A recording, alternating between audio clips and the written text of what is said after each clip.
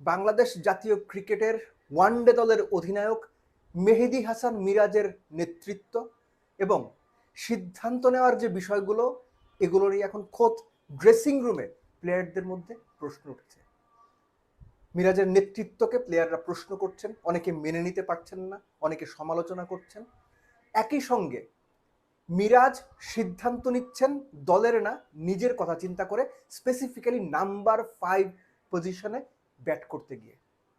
এমনকি মিরাজ ড্রেসিং রুমে অধিনায়ক হিসেবে থাকলে রিসেন্ট জাতীয় দলে খেলা একজন ক্রিকেটার বলছেন তিনি আর জাতীয় দলে ব্যাক পর্যন্ত করতে চান না মিরাজ যদি ড্রেসিং রুমে অধিনায়ক হিসেবে থাকে।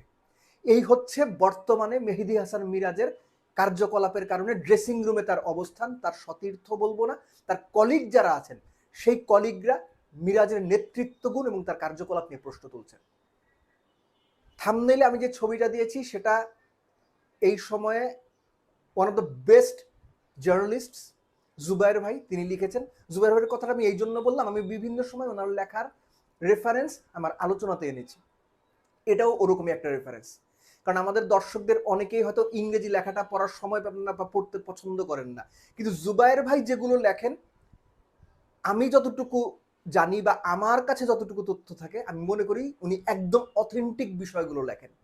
ক্লিক বেটের জন্য, কিছু লাইকের জন্য লেখাটা উনি লেখেন না, যে কারণে ওনার লেখা বিভিন্ন সময় আমি রেফারেন্স হিসেবে নিই। সো জুবায়ের ভাইয়ের ওই লেখাতে বলা হচ্ছে যে মেহেদী হাসান মিরাজ এই যে 5 নম্বরে ব্যাট করছেন, এটা কোনো টিম ডিসিশন না, কিংবা টিমের সঙ্গে আলোচনা করে দলের ভালোর জন্য দলের প্ল্যান ওয়াইজ ডিসিশন, এরকম কোনো কিছু না, মিরাজের ব্যক্তিগত সিদ্ধান্ত এটা। ইটস মোর লাইক, অনেকেই বলেন তামাশা করে বলেন, কিন্তু রিয়েলিটি বা দ্য ক্রুয়েল রিয়েলিটি হচ্ছে ভাই ব্যাট আমার, আমি ক্যাপ্টেন, স্ট্যাম্প আমার, বল আমার, আমি ওপেন ব্যাট করবো, আমি ওপেন বল করবো। মিরাজ ওইরকম, ক্যাপ্টেন 5 নম্বরে ব্যাট করবো। এখানে দলের স্বার্থ, দলের চিন্তা একদমই গৌণ। প্লেয়াররা মিরাজের নেতৃত্ব গুণ নিয়ে কিংবা নেতৃত্বের দক্ষতা নিয়ে এখন প্রশ্ন তুলছেন।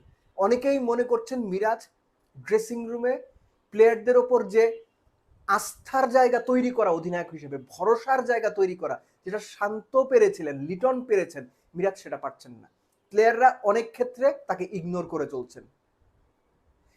লাস্ট ম্যাচে একটা অডিও, স্ট্যাম্প ক্যামের অডিও, বেশ মানুষ শুনেছেন আপনারা, এবং সেটা নিয়ে মানুষের মন্তব্য অনেকটা এরকম যে মিরাজের যে দলের ওপর নিয়ন্ত্রণ নেই সেটা স্পষ্ট, অ্যান্ড অ্যাবসলিউটলি ইট ইজ।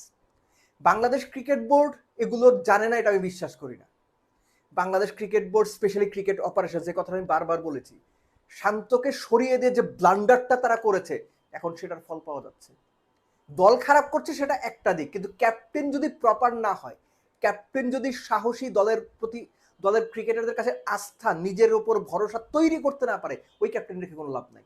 আমি বলছি না মিরাজকে এখনই সরিয়ে দিতে হবে, সেটা আরেকটা ব্লান্ডার হবে, কিন্তু এক ব্লান্ডার দিয়ে আরেক ব্লান্ডার শুদ্ধ করা যায় না। সো মিরাজের বিষয়টা হচ্ছে প্লেয়ারদের কাছে আস্থা হারিয়ে ফেলছেন আস্তে আস্তে, তার যে নেতৃত্ব গুণ সেটা প্রশ্নবিদ্ধ হচ্ছে, কিছু ক্ষেত্রে দলীয় স্বার্থ কিংবা টিম ফার্স্ট, দলের যে চাওয়া সেটা বাদ দিয়ে তার ব্যক্তিগত চাওয়া পারফর্ম করার চেষ্টা করছেন।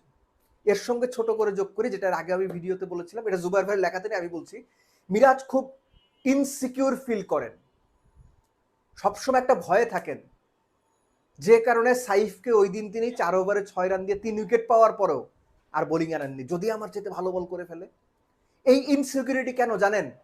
শুনতে তো লাগবে, কিন্তু রিয়েলিটি হচ্ছে সাদা বলের ক্রিকেটে দলে যার জায়গায় পাকা না, দলে যার জায়গায় প্রশ্নবিদ্ধ, সেই মিরাজ হয়ে গেছেন ক্যাপ্টেন। আপনি চিন্তা করেন বর্তমানে কোন দেশগুলো একজন মিরাজের মতো অফ স্পিনার, শুধুমাত্র অফ স্পিনার তাদের দলে খেলাচ্ছে, বেস্ট 11-এ খেলাচ্ছে। মিরাজ যে ব্যাটিং করে, এই ব্যাটিং দিয়ে আপনি কিচ্ছু করতে পারবেন না। আপনি অন্যান্য টিমের দিকে তাকান, এইডেন মার্ক্রাম, গ্লেইন ম্যাক্সওয়েল, গ্লেইন ফিলিপস কিংবা লিয়াম লিভিংস্টোন, এই যে নামগুলো আমি বললাম, এরা কি বোলার? এরা আদতে ব্যাটসম্যান, এদের প্রায় সবাই টপ ব্যাটসম্যান, কিন্তু অফ স্পিনটা 4-5 ওভার করে দিতে পারেন, অনেকে বিভিন্ন সময় 10 ওভারও বল করে দেন। মিরাজ কি ওই রকম প্লেয়ার? মিরাজের ব্যাটিং স্কিল কি ওই রকম?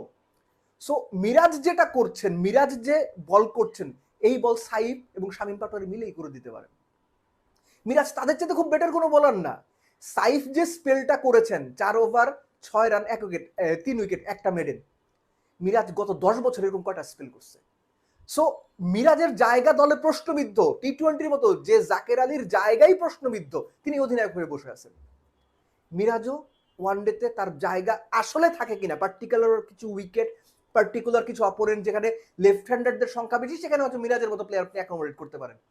কিন্তু বাংলাদেশ ক্রিকেটের দুর্ভাগ্য এবং বাংলাদেশ ক্রিকেট অপারেশনসের থিঙ্ক ট্যাঙ্কদের উর্বর মস্তিষ্কের পরিকল্পনা মিরাজকে ক্যাপ্টেন বানিয়ে দিয়েছে। এখন আপনাকে ফল ভুগতে হবে, ভুগতে থাকেন। কিন্তু রিয়ালিটি হচ্ছে ড্রেসিং রুম মিরাজের প্রতি বিরক্ত হচ্ছে। ড্রেসিং রুম মিরাজের ওপর আস্থা রাখতে গিয়ে 2 বার ভাবছে।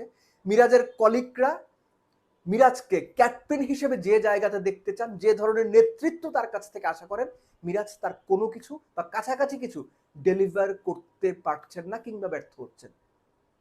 এই পরিস্থিতি ক্রিকেট বোর্ড কিভাবে কন্ট্রোল করবে আমি জানি না, কিংবা এই সিচুয়েশন কিভাবে হ্যান্ডেল করবে সেটার সম্পর্কে আমার কোনো ধারণা নাই। শুধু এটুকু বলবো যে ভুলটা আপনারা করেছেন, সেই ভুলের মাসুল আপনাদের দিতে হবে না, দিচ্ছে বাংলাদেশ ক্রিকেট, মন ভাঙছে দর্শকদের।